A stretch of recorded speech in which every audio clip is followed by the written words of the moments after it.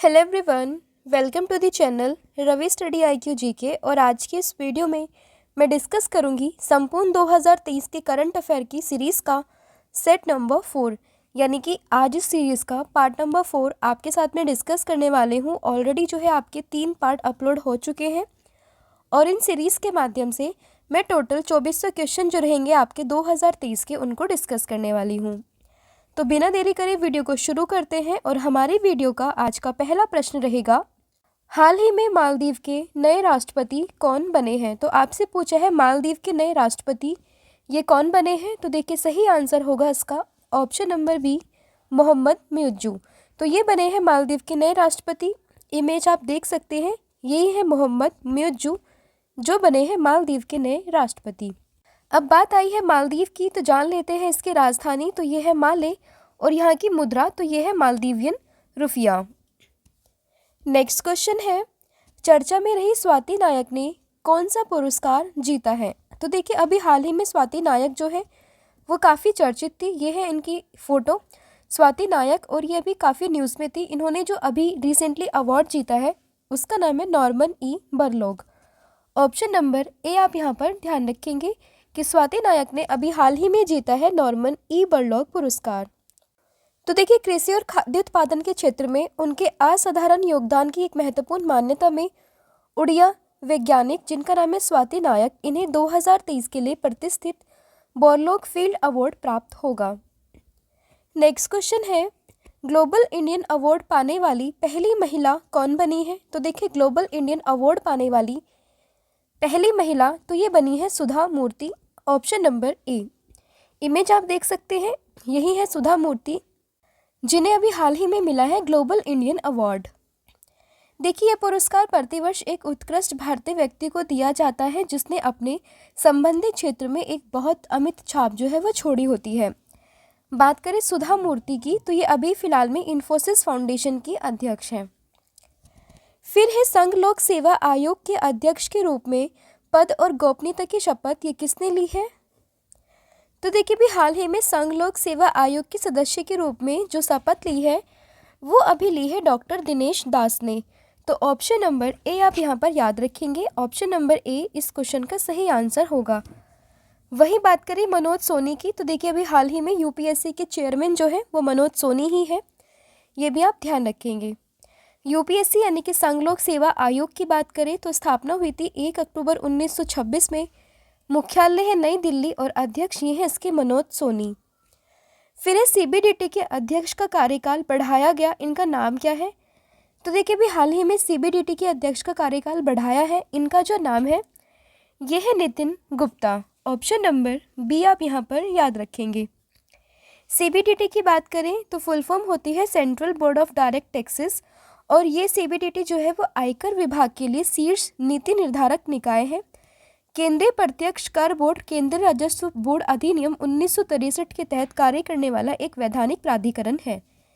देखिए CBDT का आपको फुल फॉर्म भी ध्यान रखना है क्योंकि एग्जाम में CBDT की फुल फॉर्म भी पूछ लेते हैं जो कि है central board of direct taxes. फिर हाल ही में नोबेल शांति पुरस्कार 2023 के लिए किसे चुना गया है।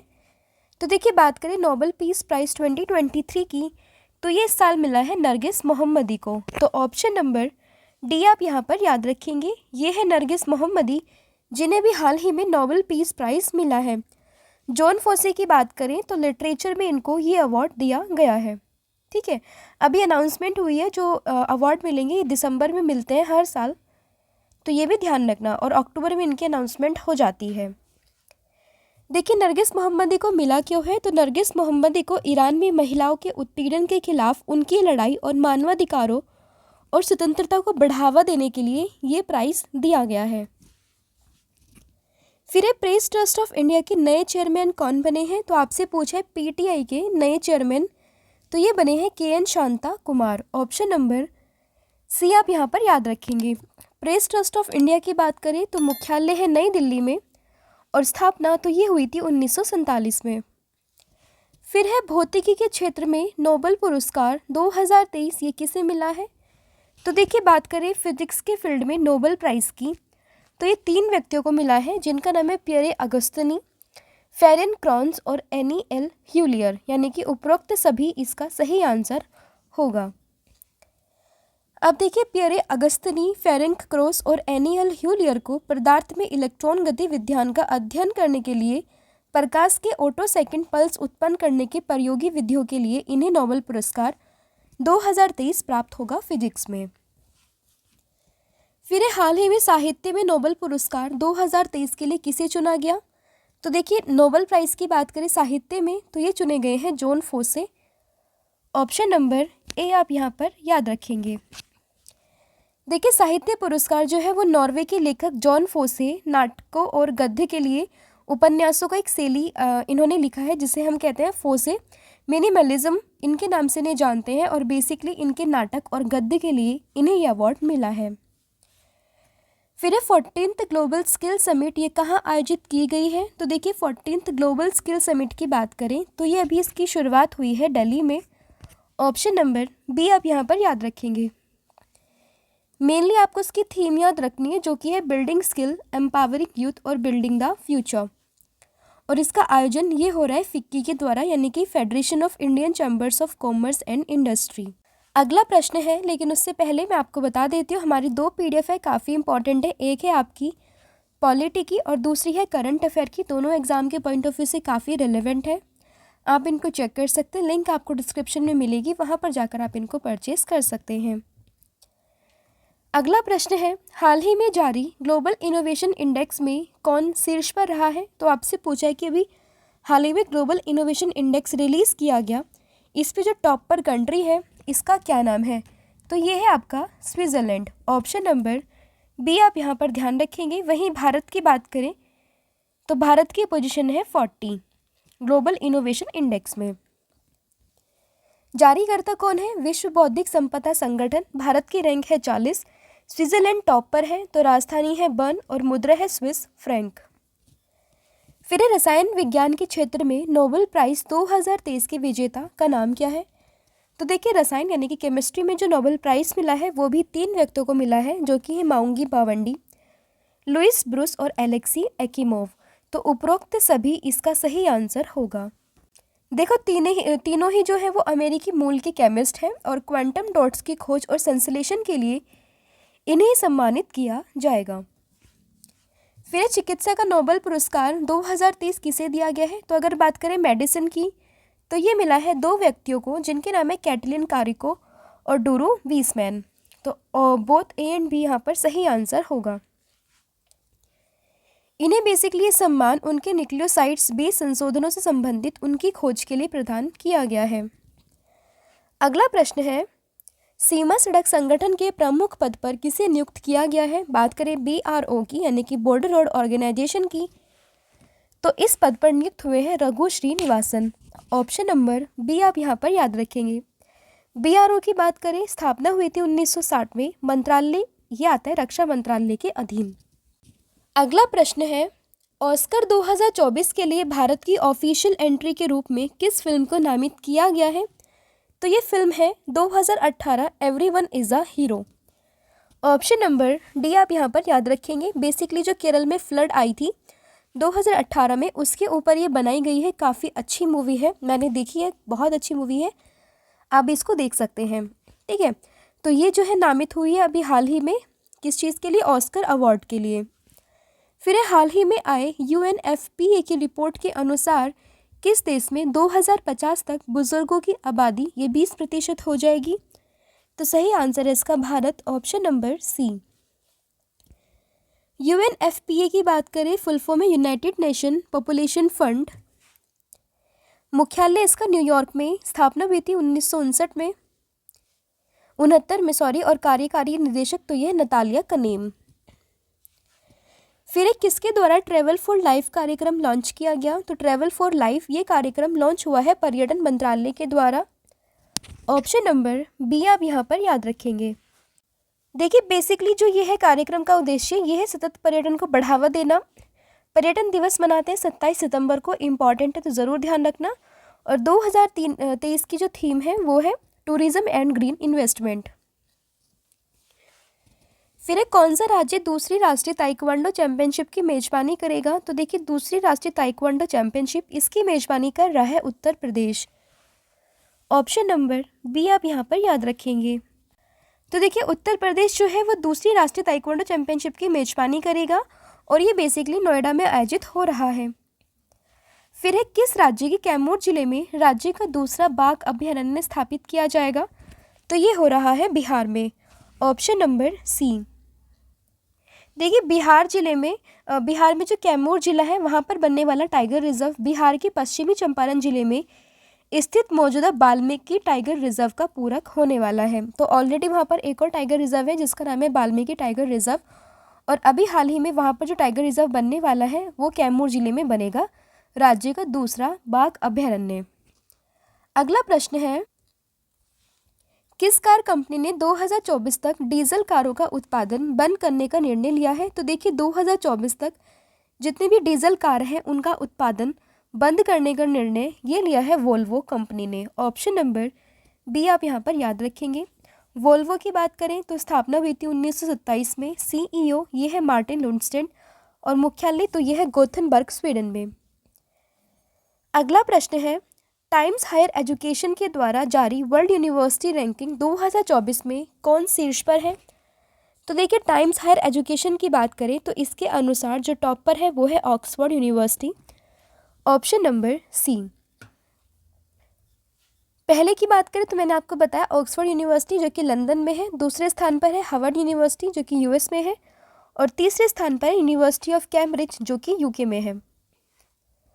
अगला प्रश्न है हाल ही में सैन्य उपग्रह नूर 3 को किस देश ने लॉन्च किया है? तो नूर 3 की बात करें इसको लॉन्च किया है ईरान ने। Option number B. देखिए ईरान के इस्लामिक रिवोल्यूशनरी गार्ड कॉर्प्स ने ईरान के शाहरुख स्पेस पोर्ट से अपना तीसरा सैन्य इमेजिंग उपग्रह नूर 3 सफलतापूर्वक लॉन्च किया है। लॉन्च किया है ईरान ने, तो जान लेते हैं राजधानी तो ये है तेहरान, मुद्रा है ईरानी रियाल और राष्ट्रपति तो ये है इब्राहिम रईसी, तो ये भी ध्यान रखिएगा। अगला प्रश्न है रतन टाटा को किस देश के सर्वोच्च नागरिक सम्मान से सम्मानित किया गया है? तो देखिए अभी हाल ही में रतन टाटा को ये सर्वोच्च नागरिक सम्मान दिया गया है ऑस्ट्रेलिया का। ऑप्शन नंबर ए आप यहाँ पर याद रखेंगे। तो देखिए उद्योगपति और टाटा सन्स के मानद चेयरमैन जिनका नाम है रतन टाटा, उनको ऑस्ट्रेलिया के सर्वोच्च नागरिक सम्मान जिसका नाम है ऑर्डर ऑफ ऑस्ट्रेलिया इससे सम्मानित किया गया है। अगला प्रश्न है वर्ल्ड हैप्पीनेस रिपोर्ट के अनुसार भारत का स्थान। तो देखिए वर्ल्ड हैप्पीनेस इंडेक्स की बात करें तो इसके अनुसार भारत का स्थान तो ये है 126। ऑप्शन नंबर बी आप यहाँ पर याद रखेंगे। टोटल 136 देश हैं, उसमें से भारत का स्थान तो ये है 126। टॉप पर जो कंट्री रही है वो है फिनलैंड, दूसरे पे है डेनमार्क और तीसरे पे है आइसलैंड। फिर वर्ल्ड एथलेटिक चैंपियनशिप 2023 की पदक तालिका में किस देश ने शीर्ष स्थान हासिल किया है? तो बात करें वर्ल्ड एथलेटिक्स चैंपियनशिप की तो टॉप पर जो कंट्री है उसका नाम है अमेरिका। भारत का स्थान तो ये 18वें स्थान पर रही है। आयोजन स्थल तो ये है बुडापेस्ट, संस्करण है 19वां और मोटो था विटनेस द वंडर। अगला प्रश्न है निखत जरीन ने आईबीए महिला विश्व मुक्केबाजी चैंपियनशिप में 2023 में स्वर्ण पदक जीता। उन्हें किस श्रेणी में ये स्वर्ण पदक मिला है? तो देखिए यहाँ पर आपके दो प्रश्न बनते हैं। पहले तो कि निखत जरीन ये किस खेल से संबंधित है? तो ये है मुक्केबाजी से। विश्व मुक्केबाजी चैंपियनशिप में इन्हें कौन सा अवार्ड मिला है? तो ये मिला है स्वर्ण, और किस कैटेगरी में? तो ये है 50 किलोग्राम की कैटेगरी में। Option number D. तो देखिए भारत की निखत जरीन ने महिला विश्व मुक्केबाजी चैंपियनशिप 2023 के 50 किलोग्राम लाइट फ्लाइट पे वर्ग के फाइनल में वियतनाम की 2 बार की एशियाई चैंपियनशिप ग्वेन टी थाम को हराकर गोल्ड मेडल जीत लिया है। फिर विश्व जल दिवस 2023 की थीम क्या है? तो बात करें वर्ल्ड वाटर डे की थीम, तो इस बार की थीम थी एक्सेलरेटिंग द चेंज, यानी कि accelerating change. Option number C. विश्व जल दिवस ये हम मनाते हैं 22 मार्च को, और जो थीम थी ये है एक्सेलरेटिंग चेंज। ठीक है। फिर है निम्नलिखित में से किसने ट्रोपेक्स 2023 अभ्यास आयोजित किया? तो बात करें ट्रोपेक्स की तो ये आयोजन हुआ है किसके द्वारा? भारतीय नौसेना के द्वारा। ऑप्शन नंबर ए आप यहाँ पर याद रखेंगे। देखिए वर्ष 2023 के लिए भारतीय नौसेना का परिचालन स्तर का प्रमुख अभ्यास ट्रोपेक्स मार्च 2023 में अरब सागर में संपन्न हुआ। फिर 28वें महालेखा नियंत्रक यानी कि CGA के रूप में किसे नियुक्त किया गया है? तो देखिए बात करें CGA की यानी कंट्रोलर जनरल ऑफ अकाउंट्स, तो ये नियुक्त हुए हैं SS दुबे, जिनका पूरा नाम है Sanjeev Shankar Dubey. Option number C आप यहाँ पर याद रखेंगे। बात करें CGA की, तो देखिए वो केंद्र सरकार के लेखा से जुड़े मामलों पर मुख्य सलाहकार होता है, तो ये भी ध्यान रखिएगा। फिर हाल ही में कहा कि भद्रवाह राजमा को GI टैग प्राप्त हुआ है? तो देखिए भद्रवाह राजमा ये है जम्मू कश्मीर के, जिसे हाल ही में अभी मिला है GI टैग। फिर किस राज्य की सरकार ने महिलाओं के लिए लाडली बहन योजना की शुरुआत की है? तो लाडली बहना की शुरुआत ये हुई है बेसिकली कहाँ पर? ये हुई है मध्य प्रदेश में। Option number D. अभी हाल ही में जो पेट का एग्ज़ाम हुआ है उसमें भी ये प्रश्न पूछा गया है। ठीक है, तो ये मध्य प्रदेश में हुआ है और इसमें जो एज है वो 23 से लेकर 60 तक की है। तो देखिए मध्य प्रदेश सरकार ने महिलाओं के लिए लाडली बहन की योजना की शुरुआत की है और इस योजना का उद्देश्य है महिलाओं की आर्थिक स्वतंत्रता को बढ़ावा देना और उनके स्वास्थ्य और पोषण की स्थिति में सुधार करना। ठीक है, तो ये ध्यान रखिएगा। अगला प्रश्न है नेपाल के नए राष्ट्रपति के रूप में किसे चुना गया? तो नेपाल के नए राष्ट्रपति ये बने हैं Ramchandra Paudel. Option number C. तो देखिए दक्षिण एशिया में ये स्थित है नेपाल, एक स्थलरूप देश है, राजधानी है काठमांडू, मुद्रा है नेपाली रुपया, राष्ट्रभाषा है नेपाली और प्रधानमंत्री तो यह है पुष्प कमल दहल। फिर आयुष मंत्रालय किस शहर में योग महोत्सव 2023 का आयोजन करेगा? तो योग महोत्सव ये होगा नई दिल्ली में। Option number D. फिर वॉर एंड वुमेन नामक पुस्तक के लेखक कौन है? तो वॉर एंड वुमेन इस पुस्तक के लेखक हैं doctor MA Hasan. Option number D. फिर केरल के सर्वोच्च नागरिक सम्मान जो कि है केरल पुरस्कारांगल से किसे सम्मानित किया गया है? तो ये सम्मानित हुए हैं MT Vasudevan Nair. Option number C. अगला प्रश्न है श्रीलंका के तलाई मन्नार से तमिलनाडु के धनुषकोडी तक पाक जलडमरू मध्य को अंडर-21 समूह में सबसे तेज तैरकर पार करने वाले पहले भारतीय कौन है? तो इनका नाम है Ramesh Sailar. Option number B. देखिए तैराक संपन्न रमेश सैलार श्रीलंका के तलाई मन्नार से तमिलनाडु के धनुषकोडी तक पाक स्ट्रेट को अंडर-21 समूह में सबसे तेजी से तैरकर पार करने वाले पहले भारतीय बने हैं। इन्होंने 29 किलोमीटर की दूरी को 5 घंटे 30 मिनट में पूरा करके ये रिकॉर्ड अपने नाम किया है और इससे पूर्व जो रिकॉर्ड था वो था 8 घंटे 26 मिनट का। अगला प्रश्न है लगातार तीसरी बार ICC महिला T20 क्रिकेट विश्व कप 2023 का खिताब किस टीम ने जीता है? तो लगातार तीसरी बार ICC महिला T20 वर्ल्ड कप ये जीता है ऑस्ट्रेलिया ने। ऑप्शन नंबर ए। आयोजन स्थल तो ये था दक्षिण अफ्रीका और ये संस्करण था इसका 8वां। फिर डॉर्नियर 228 विमान का विकास किस संस्था के द्वारा किया गया? तो डॉर्नियर 228 की बात करें, इसको जो विकसित कर रहा है वो है Hindustan aeronautic limited. Option number A. उपयोग क्या है? तो देखिए विमान यात्री परिवहन से समुद्र लेकर समुद्री निगरानी तक विभिन्न जरूरतों को पूरा करने के लिए ये डिज़ाइन किया गया है। मुख्यालय है इसका बेंगलुरु में। फिर हाल ही में T20 इंटरनेशनल क्रिकेट में सबसे तेज अर्धशतक का रिकॉर्ड किस खिलाड़ी ने बनाया है? तो ये खिलाड़ी का नाम है Dipendra Singh Airee. Option number C. इन्होंने 10 गेंदों में 52 रन बनाकर ये रिकॉर्ड अपने नाम किया है। फिर किस पड़ोसी देश ने भारत समेत 7 देशों के नागरिकों को निःशुल्क पर्यटक वीज़ा देने की घोषणा की है? तो ये की है श्रीलंका ने। ऑप्शन नंबर डी आप यहाँ पर याद रखेंगे। बात करें श्रीलंका की तो राष्ट्रपति हैं रणिल विक्रमसिंघे, प्रधानमंत्री तो यह है दिनेश गुणवर्धने, यहाँ की कार्यकारी और न्यायिक राजधानी तो यह है कोलंबो और विधायी राजधानी तो यह श्री जयवर्धने पुराकोटे। अगला प्रश्न है प्रतिवर्ष अंतर्राष्ट्रीय वृद्धजन दिवस कब मनाया जाता है? तो ये हर साल मनाते हैं 1 अक्टूबर को। तो ऑप्शन नंबर सी आप यहाँ पर याद रखेंगे। देखिए संयुक्त राष्ट्र महासभा द्वारा स्थापित यह दिवस बुजुर्गों को सम्मानित करने और जश्न मनाने, समाज में उनकी महत्वपूर्ण भूमिका को स्वीकार करने के अवसर के रूप में मनाते हैं। थीम जो है वो है fulfilling the promises of universal declaration of human rights for older person across generation. फिर है ग्लोबल इनोवेशन इंडेक्स में भारत की रैंक कौन सी है? तो बात करें ग्लोबल इनोवेशन इंडेक्स की, भारत की रैंक है 40। ऑप्शन नंबर ए। पहले पे है स्विट्जरलैंड, दूसरे पे स्वीडन और तीसरे पे अमेरिका। ग्लोबल इनोवेशन इंडेक्स स्थापना हुई थी 1967 में, मुख्यालय है जेनेवा में। फिर है हाल ही में स्वच्छ भारत मिशन चरण 2 के तहत किस राज्य ने 100% ODF प्लस कवरेज कर लिया है? तो 100% ODF प्लस कवरेज जो किया है वो क्या है? उत्तर प्रदेश ने। ऑप्शन नंबर डी आप यहाँ पर याद रखेंगे। देखिए, स्वच्छ भारत मिशन के दूसरे चरण के तहत उत्तर प्रदेश के सभी 95,767 गाँव ने ODF प्लस का दर्जा हासिल किया है। ODF प्लस श्रेणी में वो गांव आते हैं जिन्हें ठोस या तरल अपशिष्ट प्रबंधन के साथ साथ खुले में शौचमुक्त की स्थिति को बनाए रखा है।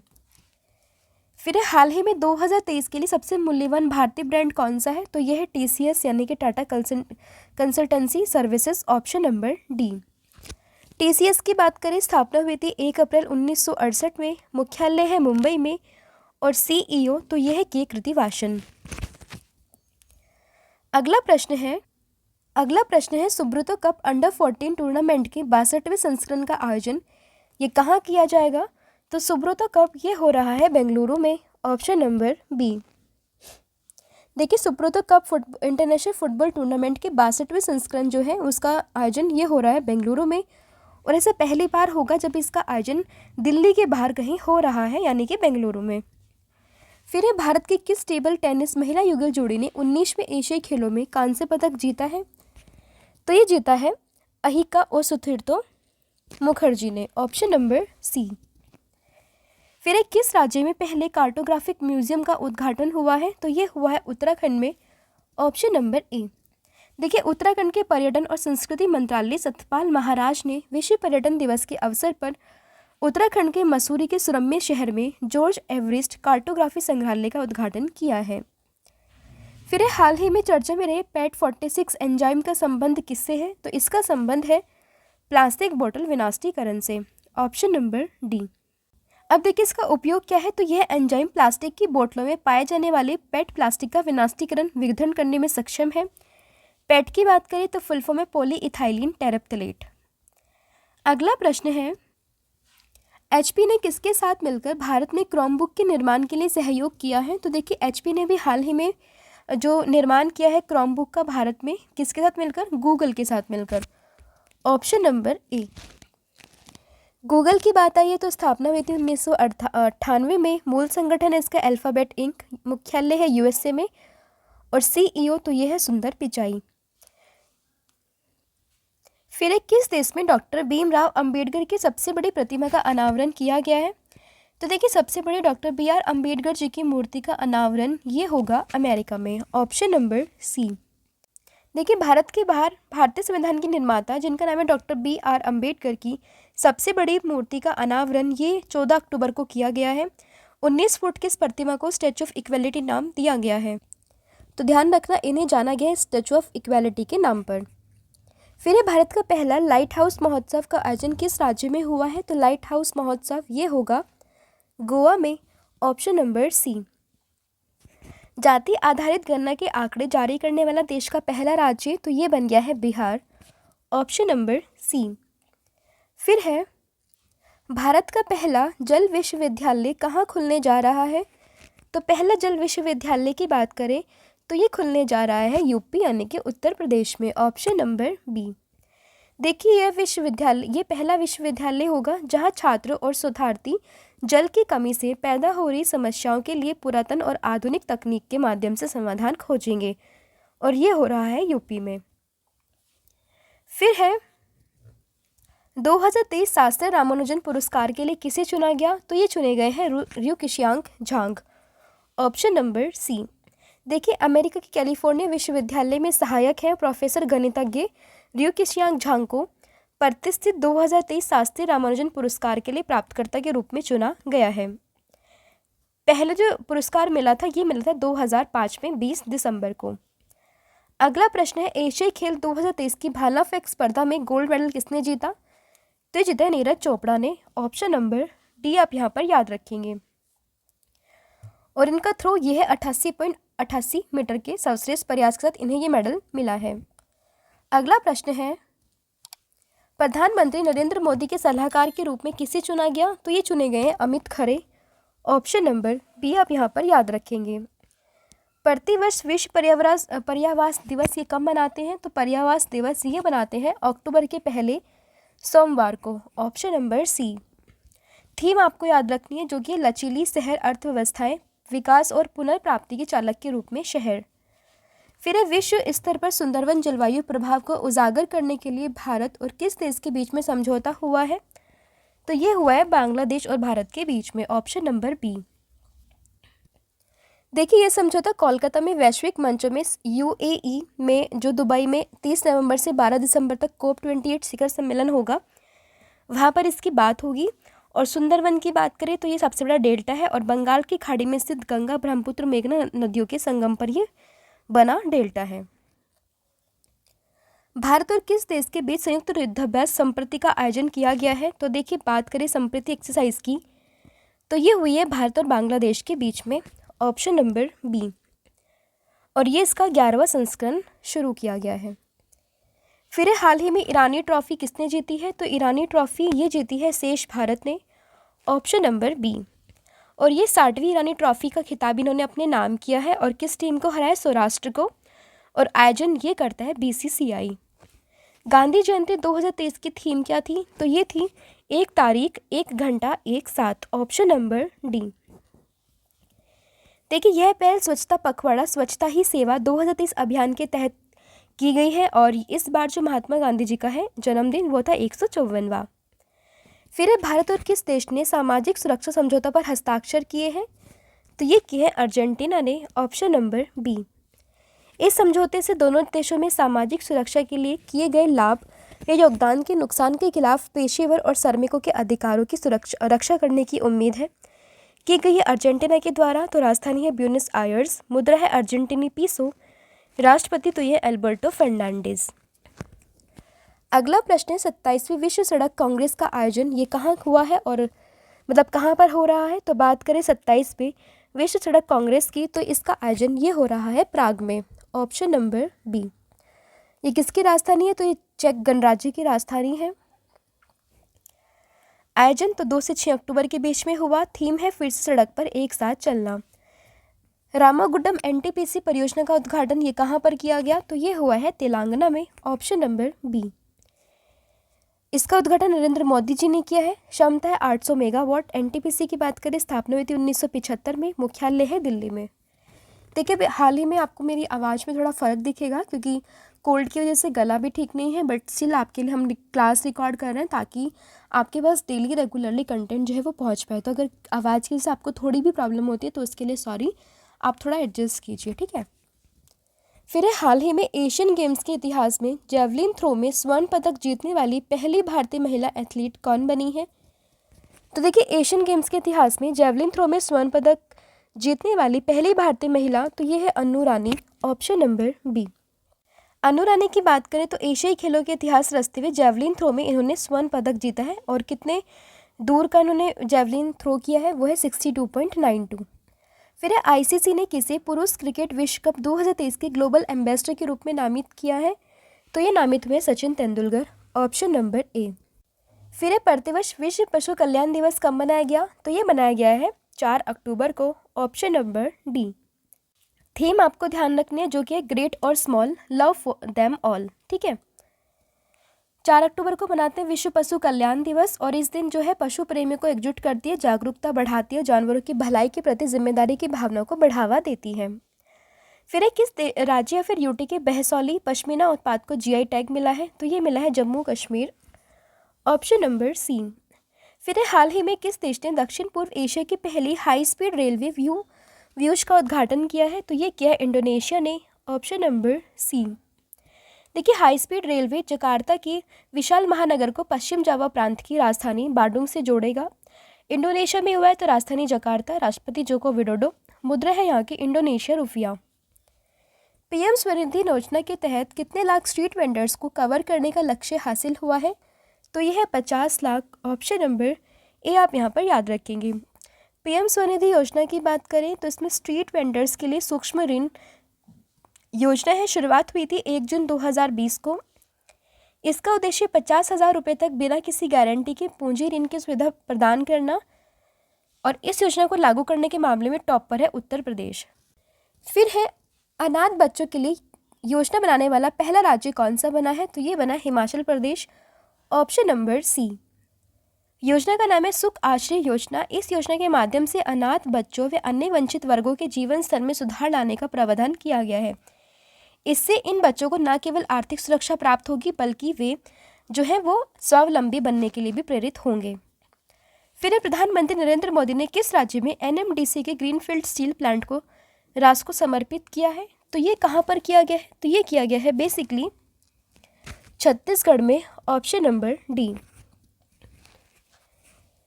छत्तीसगढ़ के बस्तर के नगरनार में स्थापित किया जाएगा ये प्लांट और करीब 24,000 करोड़ रुपए की लागत से ये बना है। अटल बिहारी वाजपेयी दिव्यांग खेल प्रशिक्षण केंद्र का उद्घाटन किसने किया? तो ये किया है नरेंद्र मोदी ने, ऑप्शन नंबर ए। और ये कहाँ पर बन रहा है? तो ये बन रहा है ग्वालियर जिले, मध्य प्रदेश में, मतलब मध्य प्रदेश के ग्वालियर जिले में इसका बनाया जा रहा है। फिर है प्रतिवर्ष राष्ट्रीय डॉल्फिन दिवस कब मनाते हैं? तो राष्ट्रीय डॉल्फिन दिवस की बात करें तो ये मनाते हैं 5 अक्टूबर को, ऑप्शन नंबर डी। हर साल 5 अक्टूबर को मनाते हैं राष्ट्रीय डॉल्फिन दिवस, और राष्ट्रीय डॉल्फिन दिवस राष्ट्रीय जलीय जीव के संरक्षण के बारे में इसके प्रति जागरूकता पैदा करने के लिए मनाया जाता है। हाल ही में भारत के पहले सोलर रूफ साइकिलिंग ट्रैक का उद्घाटन कहाँ किया गया? तो ये किया गया है बेसिकली आपका हैदराबाद में, ऑप्शन नंबर बी। फिर द एलिफेंट विस्पर निम्नलिखित में से किस व्यक्तित्व के द्वारा निर्देशित है? तो निर्देशित की गई है कार्तिकी गोजालिंविस के द्वारा, ऑप्शन नंबर बी। फिर निम्नलिखित में से कौन सी टीम हाल ही में पहली महिला प्रीमियर लीग चैंपियन बनी है? तो ये बनी है Mumbai Indians, option number D. देखिए, मुंबई इंडियंस ने दिल्ली कैपिटल्स को 7 विकेट से हरा दिया और पहली महिला प्रीमियर लीग चैंपियनशिप बन गई है। हेली मैथ्यूज को पर्पल कैप मिला है, मैक लेनिन को ऑरेंज कैप से सम्मानित किया गया है, और सबसे मूल्यवान खिलाड़ी तो ये रही है हेली मैथ्यूज। अगला प्रश्न है संतोष ट्रॉफी 2023 का फाइनल कप किसने जीता है? तो संतोष ट्रॉफी ये जीती है कर्नाटक ने, ऑप्शन नंबर ए। फिर है भारत 19वें एशियाई खेल की पदक तालिका में किस स्थान पर रहा है? तो एशियाई खेलों की बात करें 19वें एशियाई खेलों में इस पर भारत रहा है चौथे स्थान पर, ऑप्शन नंबर सी। कुल 107 मेडल इसने जीते हैं। तो मैंने बताया भारत के कुल पदक ये हैं 107। पहले स्थान पर है चीन, आयोजन हो रहा था हांगझोउ चीन में, और शुभंकर है चेन कांगकोंग और लियान लिन। 2023 में टाटा आईपीएल का खिताब किस टीम ने जीता? तो 2023 में टाटा आईपीएल का खिताब ये जीता है चेन्नई सुपर किंग्स ने, ऑप्शन नंबर डी।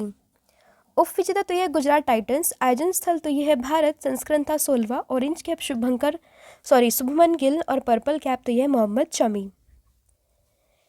पहला आईसीसी अंडर 19 महिला T20 विश्व कप 2023 का खिताब किसने जीता है? तो ये जीत लिया है बेसिकली भारत ने, ऑप्शन नंबर सी। उप विजेता तो ये रही है इंग्लैंड, आयोजन स्थल तो यह दक्षिण अफ्रीका, संस्करण था पहला। अगला प्रश्न है भारत के चुनाव आयोग के द्वारा आयोजित तीसरे अंतर्राष्ट्रीय सम्मेलन की थीम क्या थी? तो इसकी थीम थी inclusive election and election integrity, option number D. ECI की बात करें अनुच्छेद 324 के अनुसार इसके संविधान के अधिकार के तहत ये संचालित होता है। गठन हुआ है 1950 में, मुख्यालय है नई दिल्ली, प्रथम कार्यकारी सुकुमार सेन, और वर्तमान में है राजीव कुमार। अगला प्रश्न है फुटबॉल टूर्नामेंट डूरंट कप 2023 का खिताब किस टीम ने जीता है? तो डूरंट कप की बात करें ये जीता है मोहन बगान एफसी ने, ऑप्शन नंबर ए। उप विजेता तो यह ईस्ट बंगाल एफसी, आयोजन स्थल है भारत, संस्करण है 132। अगला प्रश्न है किस राज्य के मुख्यमंत्री ने स्कूल चलो अभियान 2023 शुभारंभ किया है? तो ये किया है UP, Uttar Pradesh, option number सी। उत्तर प्रदेश के मुख्यमंत्री योगी आदित्यनाथ ने लखनऊ में स्कूल चलो अभियान 2023 का शुभारंभ किया है। इसका उद्देश्य उत्तर प्रदेश बेसिक शिक्षा परिषद के तहत प्राथमिक और उच्च प्राथमिक विद्यालयों में 100% नामांकन सुनिश्चित करना।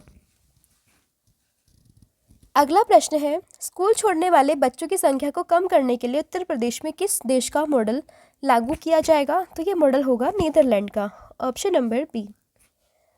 भारत के 83वें शतरंज ग्रैंड मास्टर कौन बने हैं? तो ये बने हैं आदित्य सामंत, महाराष्ट्र से हैं, option number D. Football championship या फुटबॉल टूर्नामेंट शेफ चैंपियनशिप 2023 का खिताब किसने जीता है? तो ये खिताब जीता है भारत ने, ऑप्शन नंबर सी। आयोजन स्थल तो ये हो रहा था बेंगलुरु में, संस्करण था 14th, और जो इसने फाइनल में कुवैत को हराया है। 17वीं विश्व चैंपियनशिप में शतरंज चैंपियनशिप में 2023 का खिताब जीतकर कौन चीन के पहले विश्व शतरंज चैंपियनशिप बने हैं? 23 शतरंज चैंपियन बने हैं चाइना के पहले, जिनका नाम है डिंग लेरिन फ्रॉम चीन। Option number B. Har Ghar Tiranga अभियान भारत के लिए किस प्रमुख उत्सव से जुड़ा है? तो ये जुड़ा है इंडिपेंडेंस डे यानी कि स्वतंत्रता दिवस से। Option number C. फिर एसोचैम के अध्यक्ष के रूप में किसने पदभार संभाला है? तो ये संभाला है अजय सिंह ने। Option number B. एसोचैम की बात गठन हुआ था 1920 में, मुख्यालय नई दिल्ली, प्रधान सचिव तो यह दीपक सूद और अध्यक्ष है अजय सिंह। अगला प्रश्न है हॉकी जूनियर एशिया कप 2023 का खिताब किस देश ने जीता है? तो एशिया कप जो है हॉकी जूनियर में ये जीता है भारत ने। Option number B. और किससे हराया? तो ये हराया पाकिस्तान। आयोजन स्थल तो यह सलालाह ओमान में। अगला प्रश्न है एशिया तलवारबाजी चैंपियनशिप में कांस्य पदक जीतने वाली पहली भारतीय तलवारबाज, तो ये है Bhavani Devi. Option number C. प्रतिष्ठित 8वें MS स्वामीनाथन पुरस्कार से किस सम्मानित किया गया है? तो ये सम्मानित हुए हैं basically doctor VV Satyanarayan. Option number D. सूचना कृषि अनुसंधान केंद्र के प्रधान वैज्ञानिक हैं, इन्हें ही अभी हाल ही में जो है वो सम्मानित किया गया है MS स्वामीनाथन पुरस्कार से। फिर है गणित के क्षेत्र में सबसे प्रतिष्ठित पुरस्कार एबल पुरस्कार से किस सम्मानित किया गया है? तो ये सम्मानित हुए हैं Louis Caffarelli. Option number B. फिर है प्रित्कर आर्किटेक्चर पुरस्कार से किस सम्मानित किया गया है? तो प्रित्कर पुरस्कार ये मिला है बेसिकली डेविड एलन चीपरफील्ड को। ऑप्शन नंबर ए। ये यूके के रहने वाले हैं और वास्तुकला के क्षेत्र में ये अवार्ड दिया जाता है। अगला प्रश्न है 13वें भारत रत्न डॉक्टर अंबेडकर पुरस्कार 2023 से किसे सम्मानित किया गया है? तो ये सम्मानित हुए हैं यूपी के CM योगी आदित्यनाथ। फिर एक कौन सा शहर भारत का पहला सेप्टिक टैंक मुक्त शहर बनने जा रहा है? तो ये बनने जा रहा है Navi Mumbai. Option number B. देखिए नवी मुंबई जो है भारत का पहला सेप्टिक टैंक मुक्त शहर बन जाएगा। नवी मुंबई जल्द ही सेप्टिक टैंक मुक्त और 100% घरों में शौचालय वाला देश का पहला शहर बनने जा रहा है। अगला प्रश्न है जुलाई 2023 में उत्तर प्रदेश सरकार के द्वारा डॉक्टरों की सेवानिवृत्ति की उम्र कितनी बढ़ा दी गई है? तो ये कर दी गई है 65 वर्ष। ऑप्शन नंबर सी। यूपी के चिकित्सा स्वास्थ्य और परिवार कल्याण विभाग के चिकित्सकों की सेवानिवृत्ति की आयु ये 62 वर्ष से बढ़ाकर 65 वर्ष कर दी गई है। फिर ग्लेटेक्स ग्लोबल का आयोजन कहाँ किया जा रहा है? तो इसका आयोजन ये हो रहा है अभी हाल ही में UAE में। Option number C. यह सम्मेलन 16 से 20 अक्टूबर तक UAE में आयोजित किया गया है। उद्देश्य तकनीक की दुनिया में आर्टिफिशियल इंटेलिजेंस की पहल करना। थीम है हर चीज़ में AI की कल्पना करने का वर्ष। ठीक है, तो ये थे आपके 100 इंपॉर्टेंट क्वेश्चन 2400 क्वेश्चन की सीरीज़ का सेट नंबर 4। होपफुली वीडियो आपको पसंद आया होगा। अब मैं आपसे पूछती हूँ टेस्ट के 2 प्रश्न, इसके आंसर आप मुझे कमेंट सेक्शन में दोगे। पहला लगातार तीसरी बार ICC महिला T20 विश्व कप किसने जीता है? इसका आंसर आप मुझे कमेंट सेक्शन में दोगे। और दूसरा प्रश्न है अटल बिहारी वाजपेयी दिव्यांग खेल प्रशिक्षण केंद्र का उद्घाटन किसने किया? इसका जो भी आंसर है वो भी आप मुझे कमेंट सेक्शन में बताओगे। अब मिलते हैं नेक्स्ट वीडियो में। इसके अलावा 2 PDF मैं आपको ऑलरेडी बता चुकी हूँ, चेक आप कर सकते हैं, आपको लिंक डिस्क्रिप्शन में मिलेगा या डायरेक्टली आप हमारी वेबसाइट पर भी विजिट कर सकते हैं। आज के लिए इतना ही। Thank you so much. Have a good day.